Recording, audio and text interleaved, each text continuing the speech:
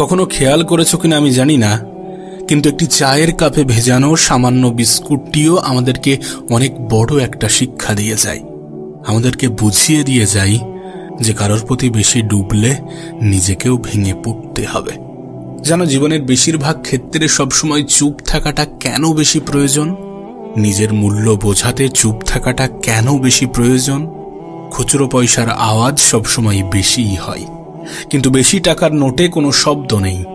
এটা তোমাকে আমাকে অনেক সহজে বুঝিয়ে দিয়ে যায় যে নিজের মূল্য বোঝাতে সবসময় চিৎকার করার কোনো প্রয়োজন নেই। একটু চুপ থাকো, একটু চুপ থাকো, একটু সঠিক সময়ের অপেক্ষা করো। সময় তোমার হয়ে তোমার জবাবটা ঠিকই দিয়ে দেবে। এ পৃথিবীর সব থেকে দামি জিনিসগুলির মধ্যে একটি হচ্ছে আত্মসম্মান। এর থেকে মূল্যবান এ পৃথিবীতে খুব কম জিনিসই আছে। তাই কেউ তোমাকে একবারের জন্যও ছোট করলে তাকে চিনে রাখো এবং তার থেকে নিজের দূরত্ব একটু বজায় রাখার চেষ্টা করো।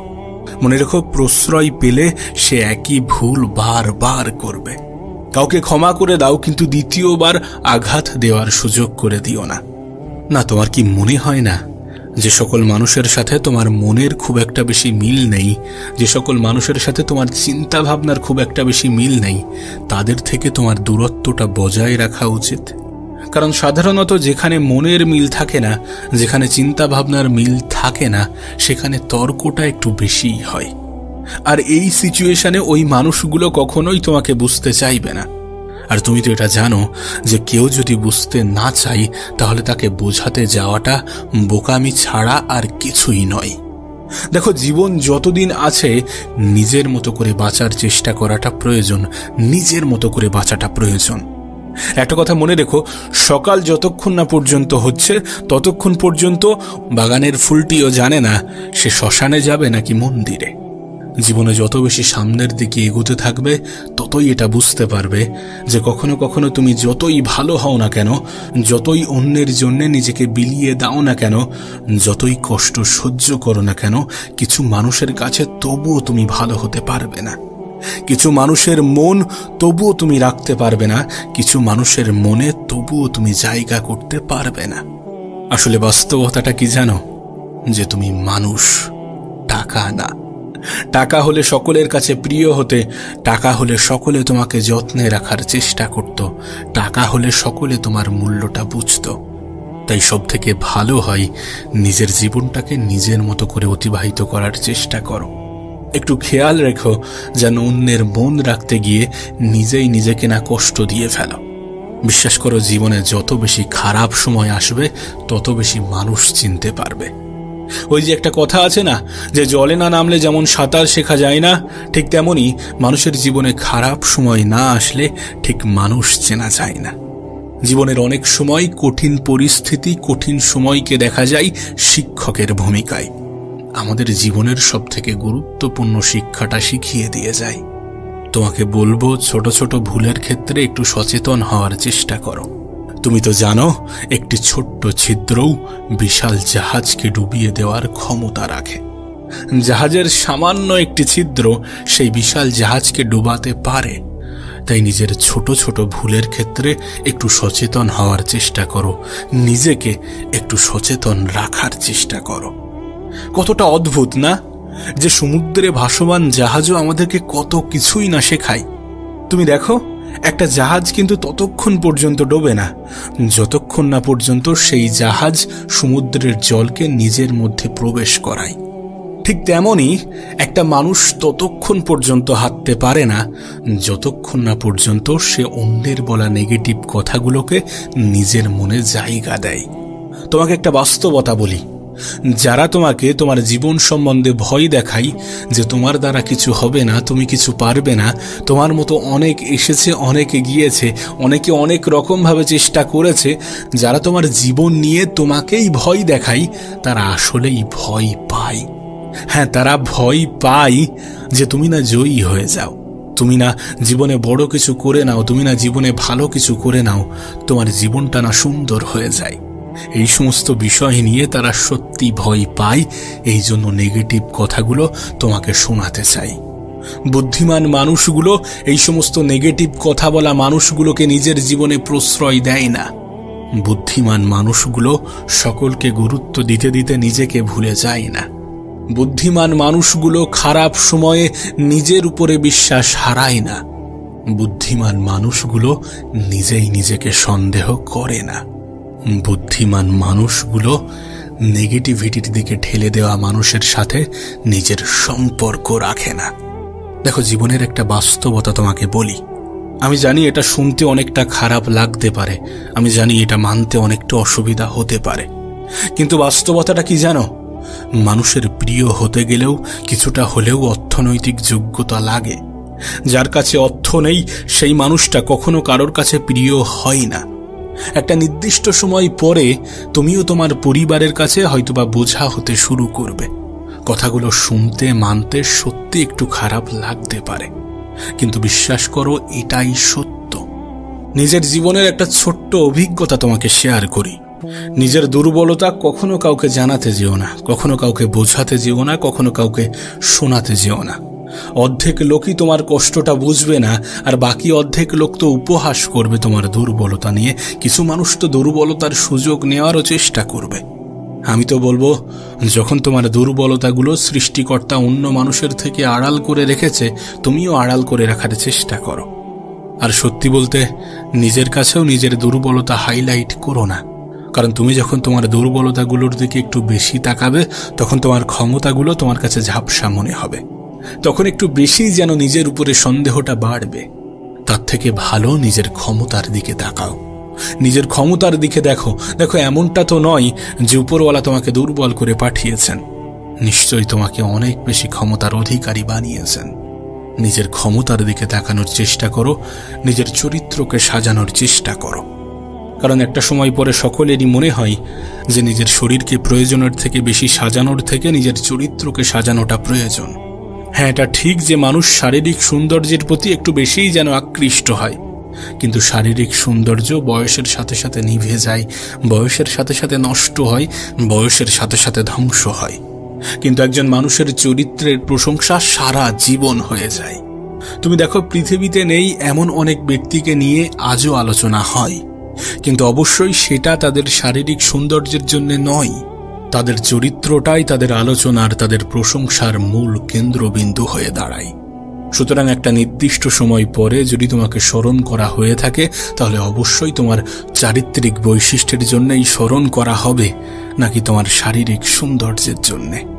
বাস্তবে আজকের দিনে সৌন্দর্য মানে হয়তোবা একটা অসাধারণ মুখমণ্ডলের উপস্থিতিকে বোঝায়, কিন্তু প্রকৃত অর্থে সৌন্দর্য মানে এগুলো নয়। সৌন্দর্য মানে একটা অসাধারণ মন, একটা অসাধারণ হৃদয়, একটা অসাধারণ আত্মা। বাস্তবে এই সকল জিনিসগুলো যার কাছে আছে, সেই তো প্রকৃত সুন্দর। তোমাকে একটা কথা বলি, শোনো। যদি কখনো কোনো ভুল ট্রেনে উঠে পড়ো, তাহলে অবশ্যই দ্রুত সেই ট্রেন থেকে নেমে যেও, পরের স্টেশনে সেই ট্রেন থেকে নেমে যেও। কারণ তুমি যতটা দূর পর্যন্ত এগিয়ে যাবে, ফিরে আসার পথটা ততটাই বেশি হবে। এখানে ট্রেন তো শুধু একটা অজুহাত মাত্র, একটা উদাহরণ মাত্র।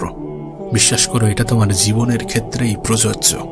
একটু ভাবনা চিন্তা করে দেখো, এটা তোমার জীবনের ক্ষেত্রেই প্রযোজ্য। আসলে জীবন তো মোমবাতি নয়, তবুও নিভে যায়। মনটা আয়না নয়, তবুও ভেঙে যায়। স্বপ্নগুলো পাখি নয়, তবুও উড়ে যায়। আর মানুষ আবহাওয়া নয়, তবুও সময়ের সাথে বদলে যায়। সত্যি বলতে, জীবনে ভালো থাকতে গেলে কিছু মানুষ থেকে নিজের দূরত্ব বাড়ানোটা প্রয়োজন। প্রথমত ব্যস্ত মানুষ, দ্বিতীয়ত স্বার্থপর মানুষ। তুমি দেখবে ব্যস্ত মানুষগুলো নিজের ইচ্ছা মতোই কথা বলে, আর স্বার্থপর মানুষগুলো নিজের প্রয়োজনেই কথা বলে। তাই এই দুই ধরনের মানুষ থেকে একটু দূরে থাকার চেষ্টা করো।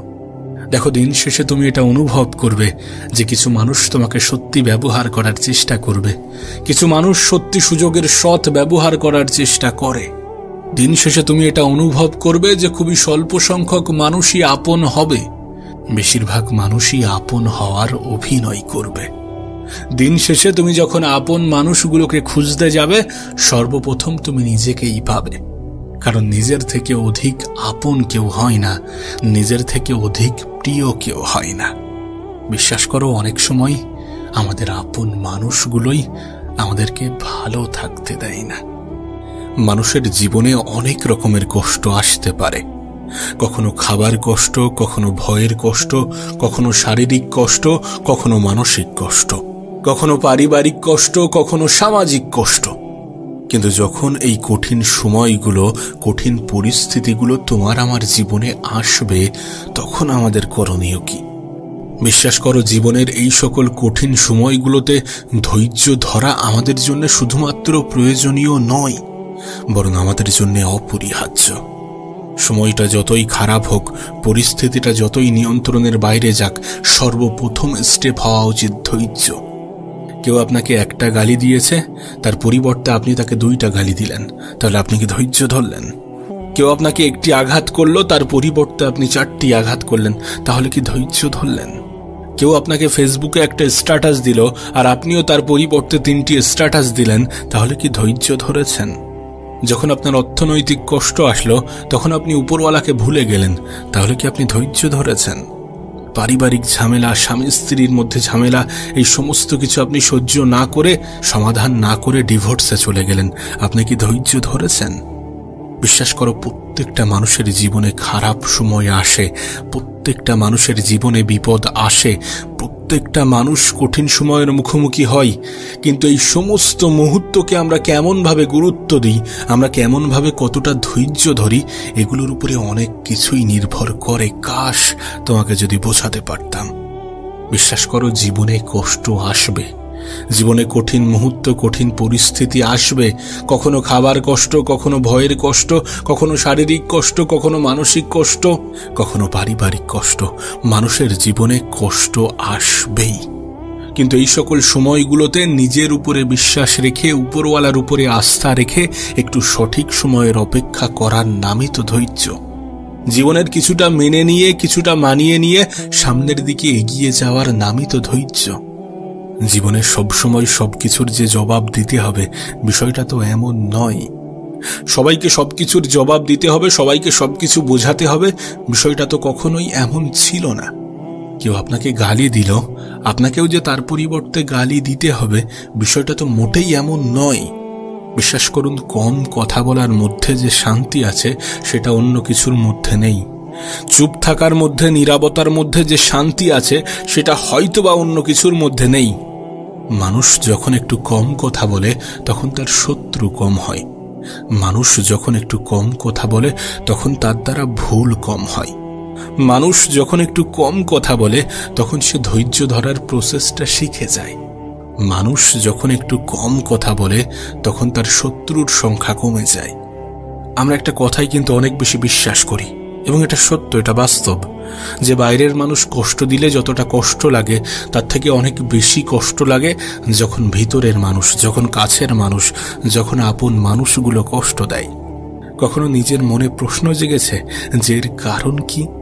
এর কারণ, আপন মানুষগুলোর থেকে আমাদের আশা, এক্সপেকটেশন অনেক হাই থাকে, অনেক পজিটিভ থাকে। একবার ভেবে দেখুন, যার প্রতি আপনি সুধারণা রাখেন, সেই মানুষটাই যদি আপনার কষ্টের কারণ হয়, তাহলে বিষয়টা সত্যি একটু দুঃখজনক। তাই সব থেকে ভালো প্রসেস হচ্ছে অন্যদের থেকে এক্সপেকটেশন কমিয়ে নিজের উপরে বেশি রাখা। একটা কথা মনে রাখবেন, জীবনটা আপনার, এই জন্য এই জীবনকে সাজানোর দায়িত্বটাও আপনার, ধৈর্য ধরার দায়িত্বটাও আপনার। এটা যত সহজে বুঝে যাবেন, ততই আপনার জন্য ভালো। জীবনের যে কোনো ক্ষেত্রে ধৈর্য ধরাটা অনেক বেশি গুরুত্বপূর্ণ। একবার ভেবে দেখুন, যাদেরকে আপনি সুখী মনে করেন, যাদের জীবনটা আপনি খুব সুন্দর মনে করেন, তারা কি সমস্ত কিছু একদিনে পেয়ে গিয়েছে? তাদের জীবনে কি কঠিন পরিস্থিতি, কঠিন মুহূর্তগুলো আসেনি? অবশ্যই এসেছিল, এবং তারা সেই কঠিন মুহূর্ত, কঠিন পরিস্থিতিগুলোতে ধৈর্য ধরেছিল। আপনাকেও তো সেটাই করতে হবে, আমাদেরকেও তো সেটাই করতে হবে। পরিস্থিতি যতই খারাপ হোক, যতই নিয়ন্ত্রণের বাইরে যাক, একটু ধৈর্য ধরতে হবে, একটু নিজের উপরে বিশ্বাস, আশা, আস্থা, ভরসা বজায় রাখতে হবে। অন্যের উপরে রাখলে কষ্ট থাকবে, ভয় থাকবে, হয়তোবা দুঃখ পাওয়ার মতো কারণ তৈরি হবে, কিন্তু নিজের উপরে রাখলে এগুলোর কিছুই ঘটবে না। নিজের উপরে বিশ্বাস, আশা, ভরসা, আস্থা রাখার সবথেকে পজিটিভ দিক কি জানো? সবথেকে পজিটিভ দিক হচ্ছে, মানুষ নিজেই নিজেকে কখনো ধোঁকা দেয় না। তুমি নিজেই নিজেকে কখনো ধোঁকা দেবে না। আচ্ছা, তোমার কি মনে হয় না কেউ যদি তোমাকে অবহেলা করে তাহলে দোষটা তোমারই। যদি কেউ আমাদেরকে অবহেলা করে তাহলে আমরাই তো তার জন্য দায়ী, কারণ আমরাই তো তাকে এই সুযোগটা করে দিই।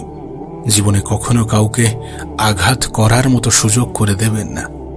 আচ্ছা, তোমার কি মনে হয় যে আমি কোনো কিছু চাইলাম আর সেটা পেয়ে গেলাম, সেটার নামই কি সফলতা? শুধুমাত্র সেটাই কি সফলতা?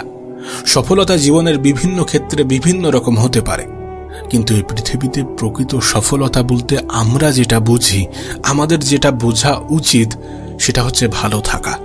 কোনো মানুষ যদি নিজের জীবনে ভালো থাকতে পারে, সেটাই তার জীবনের সবথেকে বড় সফলতা হবে। আর বিশ্বাস করো, তুমি তখনই ভালো থাকবে যখন তুমি ভালো থাকার অভ্যাসগুলোকে আয়ত্ত করবে, যখন তুমি ধৈর্য ধরাটা শিখে যাবে। তাই দয়া করে ধৈর্য ধরার চেষ্টা করুন, ধৈর্য ধরুন। যত পরিস্থিতি খারাপ হবে তত বেশি ধৈর্য ধরতে হবে। যত পরিস্থিতি নিয়ন্ত্রণের বাইরে চলে যাবে তত বেশি ধৈর্য ধরতে হবে। যত কঠিন সময়ের মুখোমুখি দাঁড় করানো হবে তত বেশি ধৈর্য ধরতে হবে।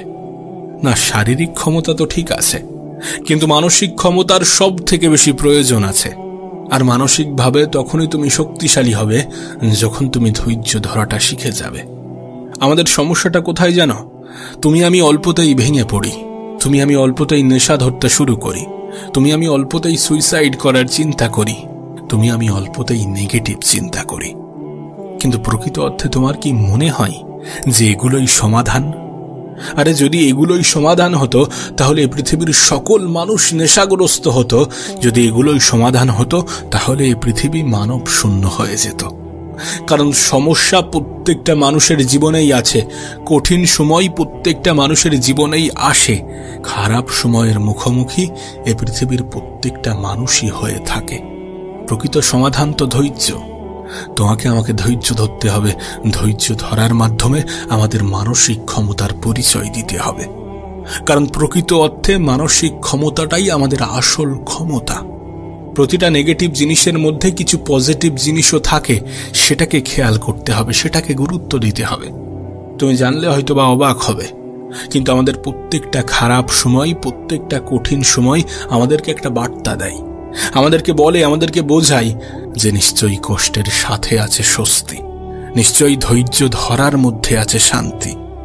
জীবনে ভালো থাকতে গেলে ধৈর্য ধরতে হবে, সফল হতে গেলে ধৈর্য ধরতে হবে, সুন্দর একটা জীবন কামনা করছেন সেটা পেতে গেলে ধৈর্য ধরতে হবে, কিছু পরিস্থিতিকে ভুলে যেতে গেলে ধৈর্য ধরতে হবে, কিছু মানুষের মনে জায়গা করতে গেলে ধৈর্য ধরতে হবে, মানুষের কথাগুলোকে ইগনোর করতে গেলে ধৈর্য ধরতে হবে, সর্বোপরি মানসিকভাবে শক্তিশালী হতে গেলে ধৈর্য ধরতে হবে।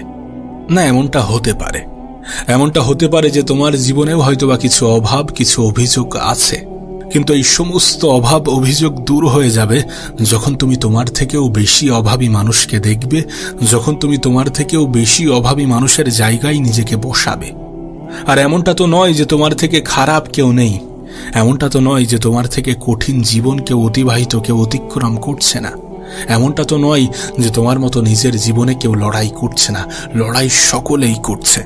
হ্যাঁ, হতে পারে প্রত্যেকটা মানুষের লড়াই ভিন্ন ভিন্ন, হতে পারে প্রত্যেকটা মানুষের সমস্যা ভিন্ন ভিন্ন, কিন্তু এই প্রত্যেকটা মানুষের সমস্যার সমাধানের সাথে একটা শব্দ ওতপ্রোতভাবে জড়িত, আর সেটাই হচ্ছে ধৈর্য। যেন আমাদের মধ্যে একটা খুব বাজে ধারণা আছে, আমরা মনে করি মানুষের কাছে টাকা থাকলেই হয়তোবা মানুষ সুখী হয়, কিন্তু প্রকৃত অর্থে বাস্তবতাটা কিন্তু এমন নয়। টাকা মানুষের জীবনকে একটু সহজ করে, কিন্তু এটা কখনো কোনো মানুষের জীবনে সুখ এনে দিতে পারে না।